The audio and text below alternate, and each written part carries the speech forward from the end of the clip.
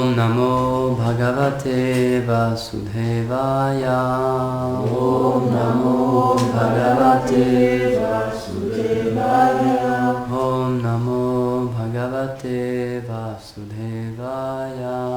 Om Namo Bhagavate Vasudevaya. Om Namo Bhagavate Vasudevaya. Om Namo Bhagavate Vasudevaya. Yam Sanyasamiti Prahur Yasayasayiti Prabhu. Yogam Tam Vidi Pandava Yogamtamiti Mandava. Nahi Ashanyasta Sankalpo Yogi Bhavati Kanchana. Yogi Bhavati Krishna.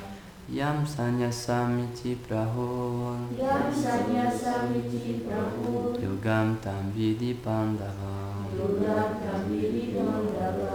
Nahi Asanyasta Sankalpo Yasayasayita Sankalpo.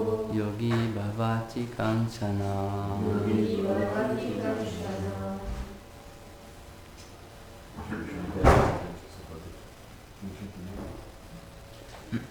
Yam Sanyasamiti Prahur Yogam Tam Vidi Pandava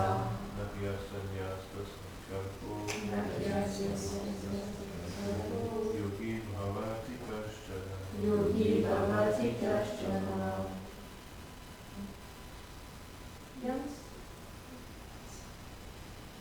Yam Sanyasamiti Prabhu.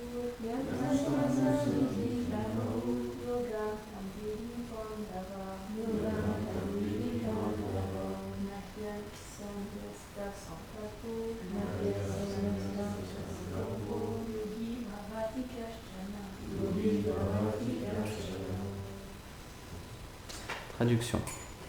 Ô Arjuna, sache que ce que le sage appelle la voie de l'action désintéressée, Nishkarma Karma Yoga, n'est pas différente du renoncement à l'action, Karma Sannyas. Car on ne peut devenir un yogi sans être capable d'abandonner le désir pour les fruits de l'action et pour le plaisir des sens. Commentaire.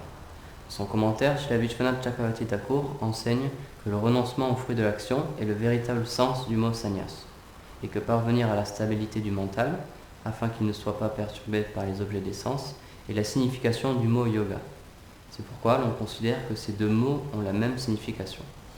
Par contre, ceux qui n'ont jamais abandonné le désir pour les fruits de l'action et le désir pour le plaisir des sens ne peuvent jamais être appelés des yogis. Remarquons qu'une personne engagée dans le service de dévotion n'agit que pour son plaisir, le plaisir du Seigneur suprême, et n'accepte les objets des sens qu'à seule fin de satisfaire Krishna. Aussi atteint-elle facilement ce but. Om Agyanati Milandasya Gyanandara Sayakaya Chakshuru Militamina Tasmai Sri Gurave Namaha.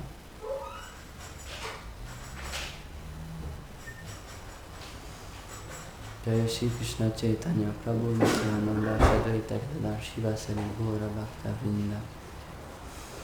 Hare Krishna Krishna Krishna Hare Hare Hare Rama Rama Rama Hare Hare Hare Krishna Krishna Krishna Hare Hare Hare Rama Rama Rama Hare Hare Vrindaye Tulsi Devyai Priyaye Keshava Sacha Krishna Bhakti Pradi Devi Satyavatyai Namo Vanchakalpatarubhyascha Kripa Sindhubheva Cha Patitanam Pavanebhyo Vaishnavebhyo Namo.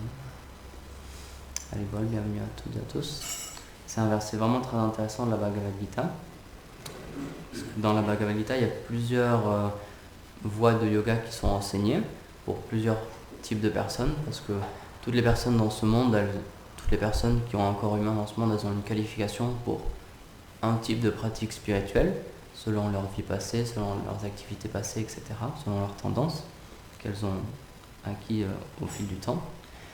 Mais là, Krishna il fait un point vraiment très intéressant que Vishwanath Chakravarti Thakur il souligne bien. Il explique, donc en termes techniques, que la voie de l'action désintéressée, c'est la même chose que le renoncement à l'action.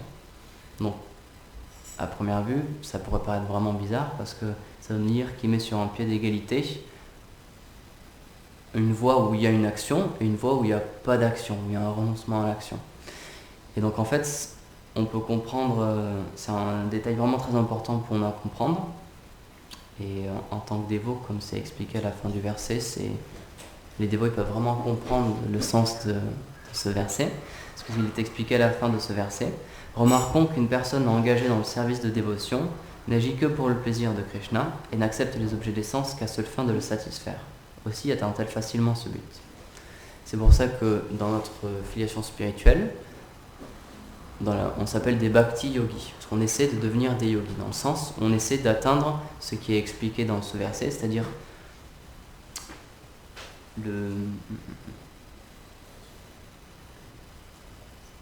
la stabilité du mental pour qu'il ne soit pas perturbé par les objets des sens. Donc il y a plusieurs manières d'atteindre cette chose-là. Et donc dans une certaine partie de la Bhagavad Gita, Krishna il enseigne qu'il faut accomplir son devoir, il faut accomplir son dharma, il faut accomplir le rôle qu'on a dans la société, mais en étant détaché des fruits. Et comme ça, on ne va pas encourir des réactions négatives, on ne va pas créer du karma supplémentaire. Donc il y a cette partie-là qui est enseignée dans la Bhagavad Gita. Mais dans ce verset, il explique qu'en fait, réellement, cette chose-là, donc agir en étant détaché du fruit de l'action, c'est exactement la même chose que le renoncement à l'action, que le karma sannyas. Parce qu'en fait, il faut comprendre que dans ce monde, on est obligé d'agir. On ne peut pas ne pas agir. On est obligé de respirer, ne serait-ce que pour vivre. Et simplement par le fait de respirer, on tue des entités vivantes. Il y a des toutes petites entités vivantes, il y a des petites bactéries, etc. Et simplement par le fait de respirer, on en tue beaucoup chaque jour. Par le fait de marcher, on écrase plein d'entités vivantes aussi. Quand on doit manger, malheureusement, on doit se nourrir d'entités vivantes aussi, parce que les plantes, c'est des entités vivantes, même s'ils ont une conscience très basse. Donc dans ce monde, on est obligé d'agir. Donc Krishna, il enseigne à Arjuna, si tu veux, premièrement, si tu veux ne pas encourir de réactions karmiques, si tu veux te libérer de ces réactions karmiques, continue à faire ton devoir. Donc là, dans ce cas-là, Arjuna, c'est un guerrier, c'est un kshatriya, donc il doit combattre. Il dit, combat, fais ton devoir de guerrier, mais en étant détaché des fruits. Fais-le pas pour obtenir quelque chose pour toi. Ne le fais pas pour obtenir une satisfaction personnelle. Et en fait, cette chose-là, appelée autrement, c'est du karma sannyas, c'est le renoncement à l'action. Puisqu'on renonce à agir pour soi, mais on agit pour une cause supérieure. Et la cause supérieure, la meilleure cause supérieure qui existe, c'est de servir le Seigneur suprême.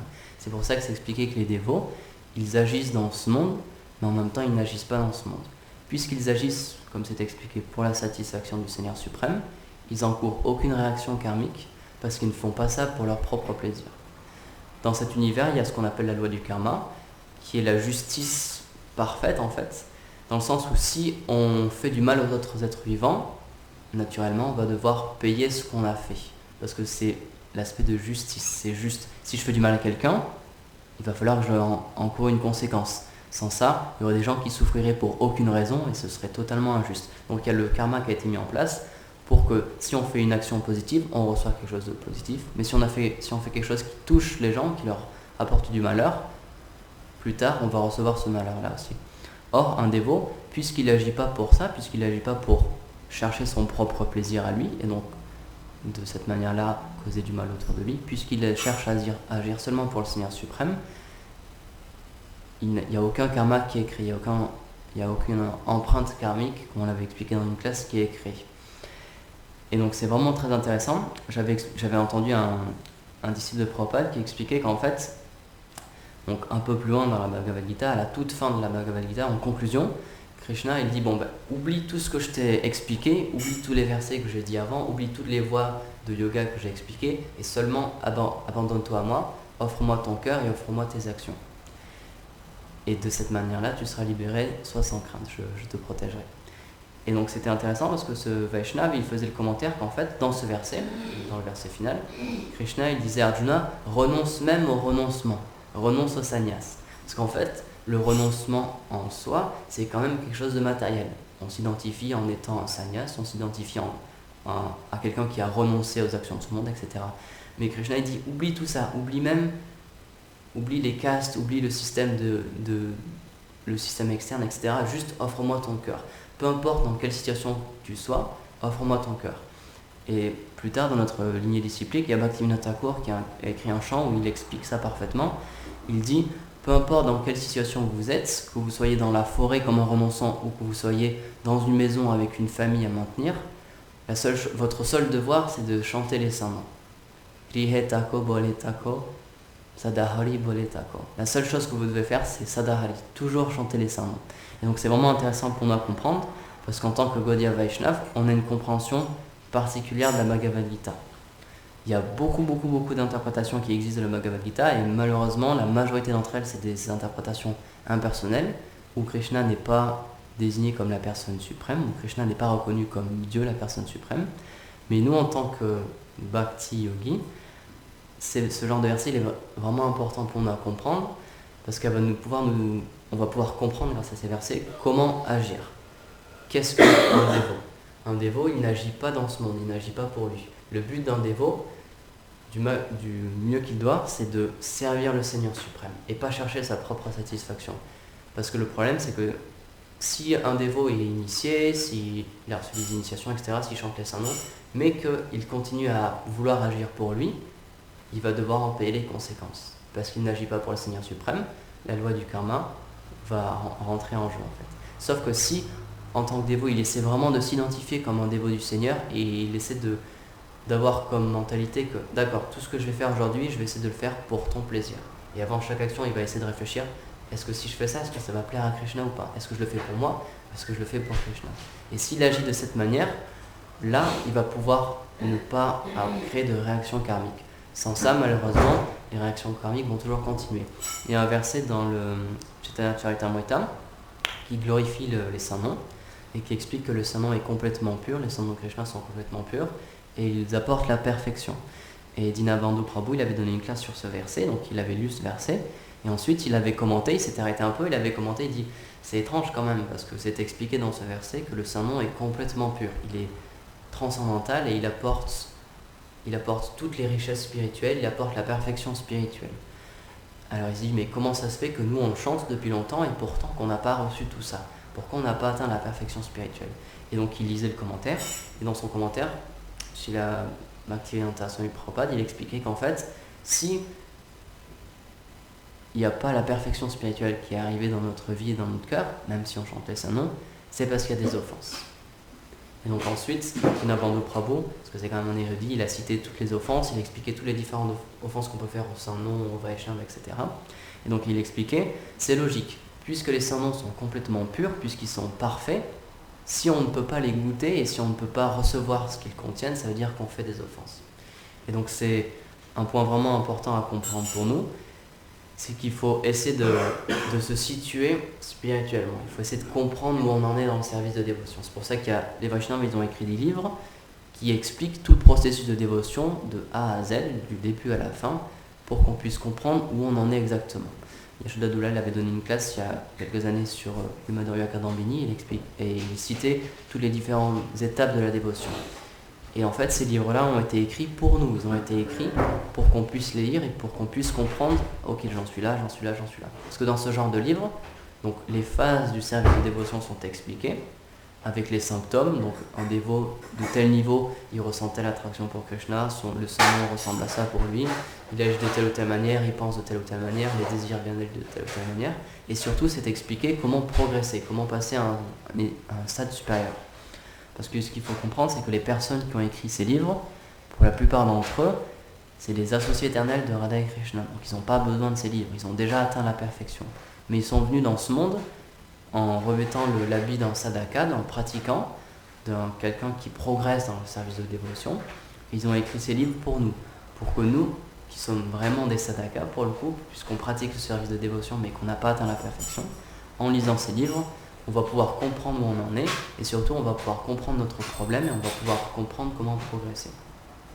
Parce que le service de dévotion, c'est quelque chose de graduel. Il faut comprendre qu'on est dans ce monde depuis des temps immémoriaux, puisqu'on a voulu avoir une expérience différente de celle avec Krishna, puisqu'on a voulu être notre propre Dieu, notre propre Krishna.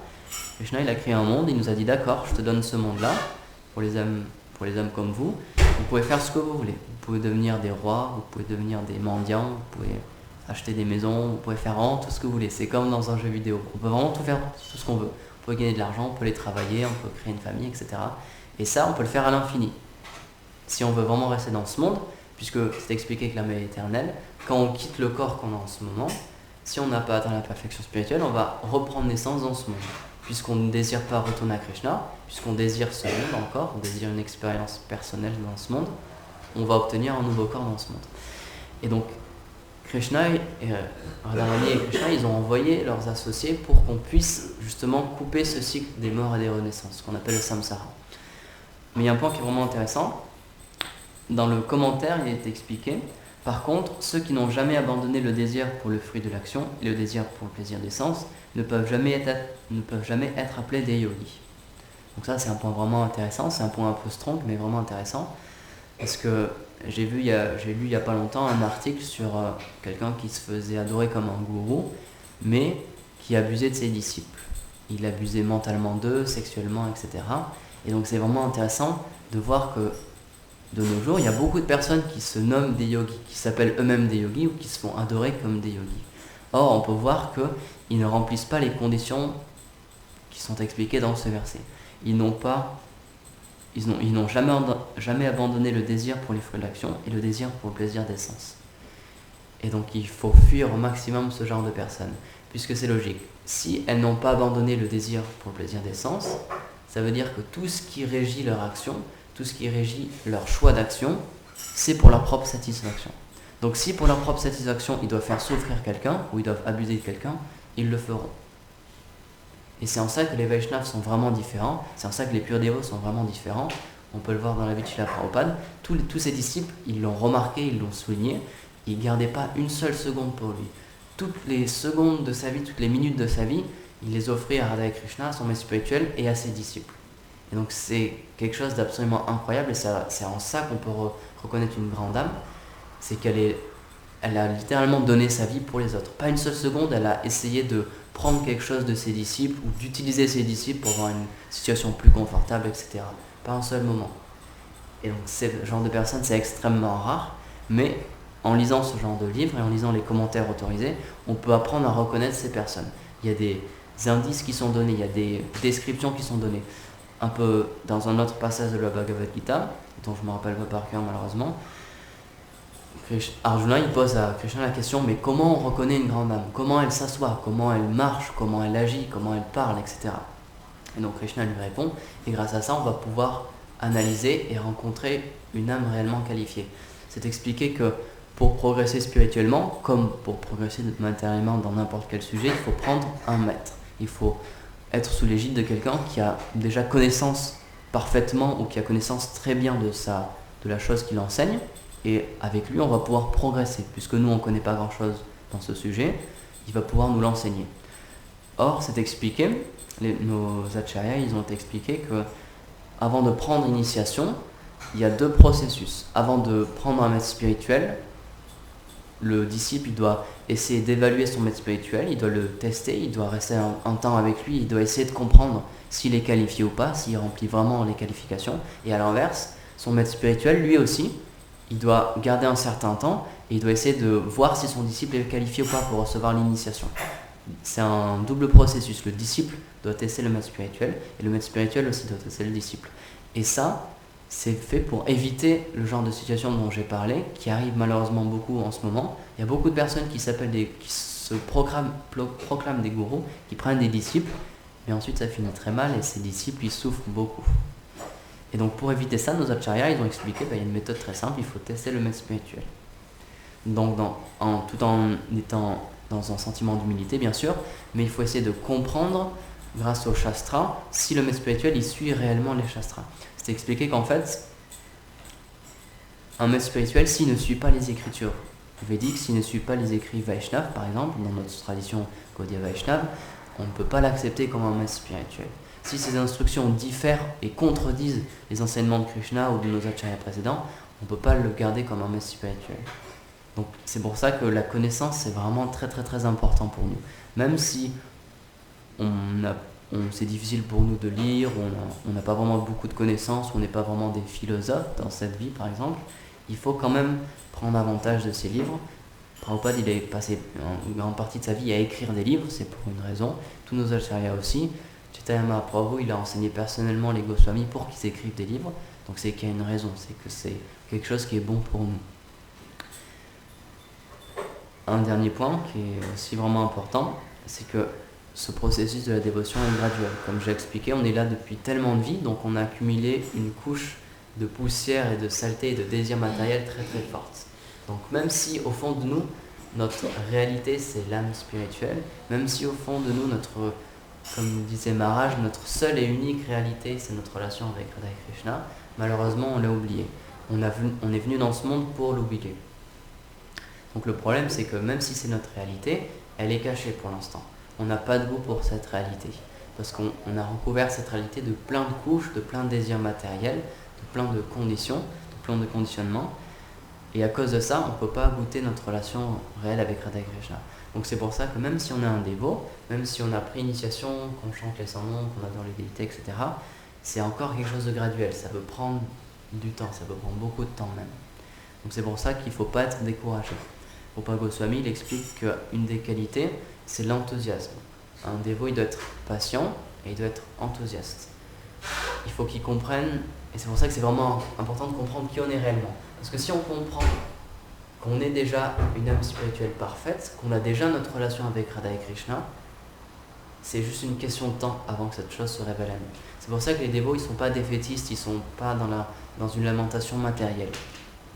Ils ont un certain type de lamentation, dont je parlerai après, mais ils ne sont pas dans la lamentation matérielle. Ils ne pensent pas « oh, je suis nul, je ne vaux rien, etc. » Parce que c'est faux. C'est leur conditionnement qui ne vaut rien. C'est leur conditionnement qui est nul. C'est la colère, etc., la concupiscence, etc. C'est des choses externes, c'est pas notre réalité. C'est ça qu'il faut vraiment comprendre. C'est pour ça qu'il faut lire ces livres aussi, pour comprendre qui on est réellement. Et si on comprend qu'on est une âme spirituelle, déjà ça va nous permettre d'être patient, parce qu'on va comprendre que cette réalité c'est juste une question de temps. Et aussi, ça peut nous donner l'enthousiasme. Parce que quand on comprend qu'on a déjà notre relation avec Radha et Krishna, petit à petit, il y a un enthousiasme qui peut apparaître, parce qu'on va se dire, mais j'ai envie de savoir qu'est-ce que c'est ma relation avec Radha et Krishna. Puisque je l'ai déjà, puisque c'est pas quelque chose que je dois atteindre. Il y a un exemple que j'aime beaucoup, c'est par exemple le bac ou le brevet ou un examen comme ça. C'est possible de le rater. C'est possible que vous ne l'ayez jamais. Si vous n'avez pas étudié d'une bonne manière, ou si vous n'avez pas été un assez bon élève, ou si vous avez telle ou telle déficience ou tel problème, c'est possible que ce genre de diplôme, par exemple, vous ne l'ayez jamais, ça soit impossible. Or, notre réalité spirituelle, notre relation avec Radha et Krishna, notre service avec Radha et Krishna, il est déjà là, il existe déjà. On ne pourra jamais le perdre, c'est juste une question de temps avant de l'atteindre. Et donc ça peut paraître très simple, mais pour moi c'est un point que j'aime beaucoup, beaucoup. Et c'est ça qui me donne aussi un certain enthousiasme, une certaine sécurité, c'est de se dire que c'est pas quelque chose qu'on doit atteindre, c'est pas quelque chose d'impossible. C'est quelque chose qui est déjà là dans notre cœur. C'est juste qu'il est recouvert. Donc comme l'expliquait Dinabandhu, en chantant les 100 noms, graduellement on va pouvoir trouver notre relation avec Radha et Krishna. Mais ce qu'il faut faire au maximum, c'est éviter les offenses. Parce que la seule réelle chose qui peut bloquer notre progrès spirituel, c'est les offenses.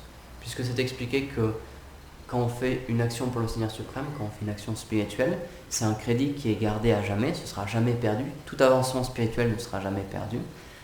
Le seul problème, c'est que cet avancement peut être figé si on fait des offenses. Et donc ça peut être extrêmement grave, et pendant de nombreuses vies, même ça peut vraiment ralentir grandement notre progrès spirituel. Donc c'est pour ça que dans ce commentaire du verset, Dinabandhu Prabhu, il parlait des offenses.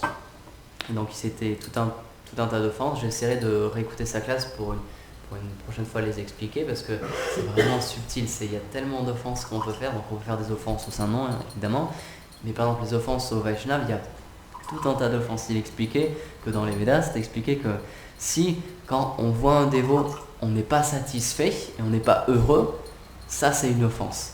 Il expliquait, par exemple, si on voit, voilà tel et tel das qui arrive, ou voilà tel et tel dasi qui arrive, et si on n'est pas heureux et qu'on se dit, non, il arrive ou elle arrive, il expliquait que ça c'est une offense. Il expliquait que quand on n'est pas heureux de voir un Vaishnava, c'est considéré comme une offense. Donc c'est tellement subtil, et c'est pour ça qu'il faut connaître toutes ces offenses, et comme ça on va pouvoir comprendre, c'est pour ça que je ne progresse pas. Peut-être parce que j'ai fait telle ou telle offense. Donc c'est pour ça que la connaissance est vraiment importante, on va pouvoir comprendre ce qu'on fait. Parce que le service de dévotion, c'est une science. Il y a tout qui est expliqué, il y a tout un tas de règles, il y a tout un tas de processus, mais tout est expliqué parfaitement. Donc si on essaie d'y aller à l'aveuglette, de dire bon bah tiens je vais faire ça, je vais chanter mes tours de telle manière, puis je vais faire ça et ça et ça, mais qu'on n'essaie pas de comprendre tout le système, si on n'essaie pas de comprendre toutes les erreurs qu'on peut faire, toutes les offenses qu'il y a, tout ce qui peut bloquer notre service de dévotion, on va pouvoir chanter peut-être pendant 10 ans, 50 ans, 100 ans, des vies et des vies, mais peut-être que le progrès spirituel va pas venir, parce qu'on va faire des offenses. C'est pour ça que toutes ces offenses, toutes les choses qui peuvent bloquer notre service de dévotion, ils sont expliqués, pour pas qu'on se fasse avoir. En France, il y a un peu le même système, c'est dans le domaine juridique, c'est expliqué que nul n'est censé ignorer la loi. C'est pour ça que si on fait une bêtise, si on fait quelque chose de répréhensible, et qu'on est jugé au tribunal et qu'on dit « ah mais je le savais pas », c'est pas un argument valable. Parce que la loi, c'est que nul n'est censé ignorer la loi. Donc c'est de notre faute si on n'a pas lu la loi et qu'on ne savait pas qu'il fallait pas faire ça. Donc dans le service de dévotion, c'est un peu la même chose. Même si on ne se rend pas compte qu'on fait une offense, mais qu'on fait une offense au Vaishnava par exemple, Krishna il va pas être satisfait et Krishna il va bloquer notre progrès spirituel. Par contre, puisqu'il est aussi présent dans notre cœur comme le Paramatma, il peut nous donner l'intelligence pour nous faire comprendre qu'on a fait une erreur. Donc je pense que ça vous est déjà arrivé, moi ça m'est déjà arrivé. Parfois on fait une offense et tout de suite on sent qu'il y a un problème, on sent qu'il y a quelque chose qui ne va pas. Et ça c'est Krishna qui nous donne la clé en fait. Parce que s'il nous laissait dans notre offense et qu'il ne nous parlerait plus jamais, là, ça serait vraiment difficile de progresser spirituellement. Mais puisqu'il est compassionné, puisque la seule chose qu'il désire, c'est qu'on revienne à lui, il nous donne la clé de sortie. Il nous explique, ok, t'as fait une offense, mais voilà. Pour l'instant, ton progrès spirituel, il s'est arrêté, mais je te donne l'intelligence pour que tu comprennes comment demander pardon et comment t'en sortir. Et donc, en ça, on peut voir que Krishna, il est suprêmement miséricordieux. Parce qu'à première vue, on pourrait se dire, c'est étrange quand même, si Krishna il nous aime, pourquoi il a créé ce monde, pourquoi il a créé le karma, pourquoi on doit souffrir des résultats de nos actes, etc. Donc ça, c'est une partie de la vision, mais si on voit le tableau d'une manière un peu plus large, on voit qu'en fait, Krishna, il est partout, et la seule chose qu'il veut, c'est qu'on retourne à lui. Donc, même si le karma existe, etc., il envoie ses purs dévots pour qu'on puisse être purifié. Il envoie ses purs dévots pour qu'ils traversent le monde, pour qu'ils nous donnent leur darshan, pour qu'ils donnent des classes, pour qu'ils installent des déités, pour qu'ils créent des temples, pour qu'on puisse purifier toutes nos actions, pour qu'on puisse purifier notre existence. Et c'est pour ça que les personnes comme Srila Prabhupada, les purs dévots, ils n'avaient aucune rancœur, ils n'avaient aucune colère envers leurs disciples. Il y a Sudam qui expliquait, qui donnait cet exemple. Prabhupada, un jour, il avait été très dur avec un disciple parce qu'il avait renversé l'huile de massage partout. Et donc ce disciple, il s'était excusé, puis ensuite Prabhupada, il avait dit, ça te prendra des années, des dizaines, des 20, 30 ans, 50 ans, 60 ans avant que tu deviennes ne serait-ce qu'un peu intelligent. Et donc là, le dévot, il a souri. Prabhupada, il dit, mais c'est bizarre, pourquoi tu souris? Il a dit, je suis vraiment heureux parce que vous avez dit que dans 60 ans, je pourrais enfin être intelligent. Moi, je pensais que ça allait me prendre beaucoup plus de temps que ça. Et là, Prabhupada, il s'est mis à rigoler. Parce que Prabhupada, il n'était pas en colère contre son disciple. Il n'avait aucune rancune. Il avait oublié déjà qu'il avait renversé l'huile. Parce qu'il n'est pas là pour son propre plaisir. Donc ce genre de dévot, par exemple aussi, il y avait une histoire aussi, c'est qu'un jour, Prabhupada, il se reposait dans un temple, dans la chambre, dans un de ses temples, et il y a un dévot qui chantait très fort son japa. Et donc ça s'entendait dans tous les étages, quoi. Et là, Prabhupada, il a appelé son disciple, et son servant, qui était son serviteur à ce moment-là, il a dit, dis à cette personne d'arrêter de chanter aussi fort parce que les déités se reposent. Et donc il n'a pas pensé à lui, il a pensé aux déités. Il a dit, Krishna est en train de se reposer, il faut qu'il chante moins fort. Il n'a pas dit, dis-lui de chanter moins fort, je suis en train de me reposer. Même s'il était vraiment en train de se reposer. Il n'a pas dit, il a dit non, c'est Krishna qui est en train de se reposer. Donc ce genre de personnes, ils ne pensent pas une seule seconde à leur propre satisfaction. Et donc c'est en ça que Krishna est miséricordieux aussi, parce qu'il nous envoie des personnes qui sont là que pour nous. Les purs dévots, surtout les associés éternels de Radha et Krishna, ils n'ont rien à faire dans ce monde. Ils retirent aucun plaisir d'être dans ce monde. Nous, on en retire un certain plaisir parce qu'on veut être ici, donc on cherche encore à satisfaire nos sens. Mais ce genre de personnes, les purs dévots du Seigneur, toute leur vie, toutes leurs actions, toutes leurs paroles, tout leur souffle, il est seulement pour le plaisir de Radha et Krishna. Donc ils n'ont aucune raison d'être ici, ils n'ont aucun plaisir à être ici. Donc c'est en ça qu'on est vraiment très chanceux, parce que si on peut entrer en contact avec des grandes âmes comme ça, on sait que notre succès est assuré. Si on développe de l'amour pour ce genre de personnes, si on développe de l'amour pour les serviteurs personnels de Radha et Krishna et qu'on désire leur offrir un service, on sait qu'on est entre de bonnes mains, parce que ces personnes, la seule chose qu'elles veulent, la seule et unique chose qu'elles veulent, c'est qu'on progresse spirituellement, c'est qu'on retourne à Radha et Krishna. jamais ce genre de personnes ne vont nous tricher. Et on peut le voir encore une fois dans la vie de Srila Prabhupada. Tous ses disciples l'ont dit, on le sentait, il était vraiment comme un père aimant, et la seule chose qu'il voulait, c'était notre bien, c'était qu'on progresse, c'était qu'on soit heureux. Pas une seule seconde, il a essayé de nous utiliser pour son propre plaisir. Et donc c'est en ça qu'on est vraiment, encore une fois, très fortuné de pouvoir se connecter avec des grandes âmes comme lui, à travers leurs livres, à travers leurs instructions. Par exemple, Bhaktisiddhanta, il avait expliqué ça aussi, qu'il allait vivre éternellement à travers ses instructions, donc on pouvait se connecter à lui à travers ses instructions. Et donc ça, c'est un des pouvoirs des Vaishnavas, parce que les Vaishnavas sont des personnes extrêmement spéciales. Elles vivent éternellement. Bhaktivinoda Thakur, il expliquait ça. Si en français, comment dire ça? Il raisonne d'une mauvaise manière celui qui pense qu'un Vaishnava meurt, puisqu'il vit éternellement à travers ses livres. Et donc c'est en ça, encore une fois, qu'on est extrêmement fortuné, parce que de nos jours, même si on est recouvert, même si on n'a pas atteint la perfection, même si c'est difficile de chanter notre japa, même si c'est difficile d'accomplir les instructions de nos maîtres spirituels, de servir Radha Krishna avec des sentiments purs, puisque tous ces Vaishnavas sont encore présents, sous la forme de livres ou sous forme physique pour certains d'entre eux, on a une chance de se connecter à eux, on a une chance de nettoyer notre cœur, on a une chance d'enlever toute la saleté qu'il y a dans notre cœur, tous les désirs qui nous recouvrent, toutes les impressions qui nous recouvrent, tout le karma qu'on a accumulé, les samskars qu'on a créés, etc. Donc la seule chose qui est vraiment nécessaire dans le service de dévotion, parce qu'aucune qualification n'est vraiment nécessaire, la seule chose qui est nécessaire, c'est la sincérité. Si quelqu'un est sincère, alors là, Radha et Krishna, ils vont envoyer quelqu'un, le maître spirituel va être miséricordieux avec eux, etc. Pour terminer, je vais donner cet exemple, c'était quand Srila Bhaktivedanta Narayana Goswami Maharaj a quitté ce monde, il a demandé à beaucoup de ses disciples sannyas de prendre des disciples. Il leur a donné l'instruction, il leur a dit, vous devez prendre des disciples, il leur a pas laissé le choix. Et donc, il y en a beaucoup d'entre eux, je pense que c'était tout le monde, en fait, tous, ils sont venus le voir, et lui ont dit, mais Gurudev, c'est pas possible, on peut pas faire ça, on peut pas prendre des disciples, on n'est pas qualifié, c'est impossible. Ils ont vraiment argumenté avec lui, et ils voulaient pas prendre des disciples, et ils étaient vraiment fermes. Mais lui, il n'a pas bronché, il a dit non, vous devez prendre des disciples. Et en fait, il leur a expliqué, prenez des disciples, et si certains de vos disciples ils sont vraiment sincères, ils ont vraiment un désir de retourner à Radha et Krishna, à ce moment-là, Radha et Krishna, personnellement, ils vont faire des arrangements pour qu'ils progressent et pour qu'ils trouvent un autre maître spirituel. Donc cet exemple, c'est vraiment pour démontrer ça. Si on est vraiment sincère dans notre service de dévotion, Radha et Krishna, ils vont s'occuper de tout. On avait discuté de ça dans une classe déjà il y a un certain moment. On avait remonté la chaîne des actions et on s'était rendu compte qu'en fait c'est Krishna qui fait tout, c'est Krishna qui nous donne notre Sukriti même, c'est Krishna qui nous permet de retourner à lui. C'est pour ça que Odal Maharaj l'explique que quand on fait le Guru Arti, quand on fait l'offrande au maître spirituel, quand on fait le Guru Puja, en fait c'est Krishna qu'on adore directement, parce que c'est Krishna notre vrai maître spirituel, c'est lui le maître spirituel éternel. Donc Krishna, la seule chose qu'il désire encore une fois, c'est qu'on retourne à lui. Il a créé ce monde à contre-cœur parce qu'on le désirait, parce qu'il est là aussi, une de ses qualités, c'est qu'il exauce les désirs des âmes qui lui sont chères. Donc il a créé ce monde-là, mais il voit qu'on souffre dans ce monde-là, donc son réel désir interne, c'est qu'on revienne à lui. Mais puisqu'il n'a pas le droit de nous obliger, puisqu'il est le Seigneur de l'amour, il nous laisse venir à lui avec amour, donc c'est-à-dire par notre propre choix.